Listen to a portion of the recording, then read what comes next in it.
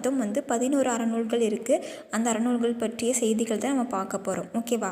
So அறநூல்கள்னால் எதில் இருக்குது? சங்க நூல்களுக்கு பின் தோன்றிய நூல்களின் தொகுப்பு 10 கீழ்கணக்கு அப்படின்னு சொல்கிறாங்க.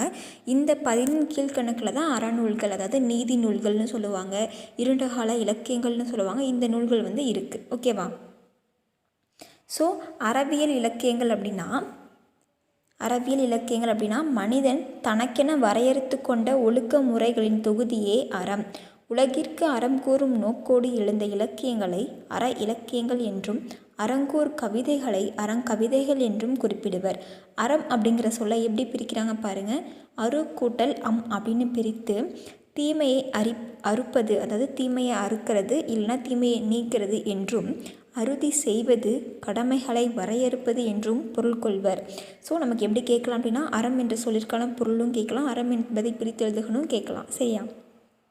ஸோ பொதுவாக சான்றோர் விளக்கியென ஒழித்தலும் விதித்தன செய்தலும் அறம் என பெறும். அதாவது சான்றோர் விளக்கியென, சான்றோர் எதெல்லாம் வேணான்னு சொல்கிறாங்களோ அதை ஒழிக்கிறதும், எதெல்லாம் விதிக்கிறாங்களோ இதை செய்யணும் அப்படின்னு விதிக்கிறாங்களோ கட்டளை இடுறாங்களோ அதை செய்தலும் தான் அறம் அப்படின்னு சொல்கிறாங்க. ஏன்னா சான்றோர்களுக்கு எல்லாமே தெரியும் இல்லையா? ஸோ அதனால் அதை அறம்னு சொல்கிறாங்க. அறநூல்களை சிறந்த இலக்கியங்களின் வரிசையில் வைத்து பாராட்டுவது தமிழின் மரபு. அறநூல்களை இலக்கியங்களோட வரிசை, அதாவது 8 தொகை 10 பாட்டு போன்ற இலக்கியங்களோட சங்க இலக்கியங்கள் இருக்கா, அந்த இலக்கியங்களோட வரிசையில் வைத்து பாராட்டுவது தமிழோட மரபு அப்படின்னு சொல்கிறாங்க.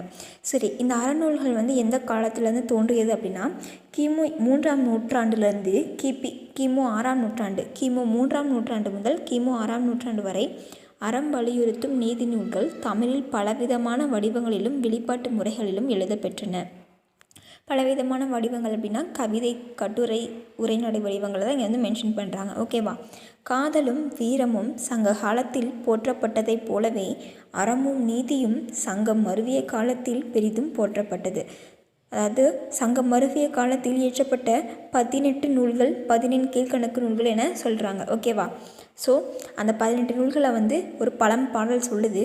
4 அடி 4 மணி 445 முப்பால் கடுகம் கோவை பழமொழி மாமூலம் இந்நிலைய காஞ்சி ஓடலோதி என்பவே கை